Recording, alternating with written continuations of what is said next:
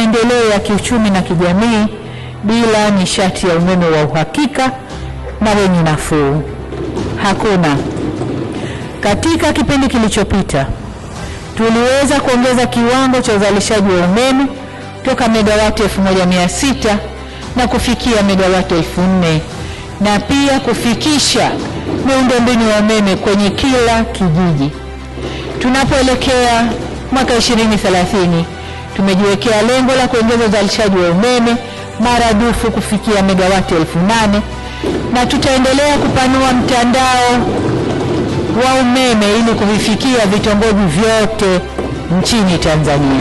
Tutaongeza uzalishaji kwa kutumia vyanzo vya nishati mbalimbali ambazo nchi yetu imebarikiwa nazo, ikiwemo maji, jua, gesi, joto ardhi na upepo, na hata umeme utokanao na nguvu ya nyuklia. Vile vile, kupitia mpango wa gridi imara, tutakamilisha ujenzi wa miundombinu ya usafirishaji wa umeme na tutaongeza vituo vya kupoza umeme ili kuhakikisha shughuli za kiuchumi na makazi yanapata umeme wenye nguvu inayotakiwa.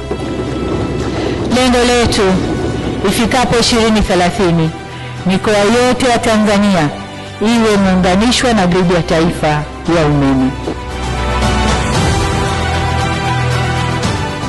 TANESCO, tunayaangaza maisha yako.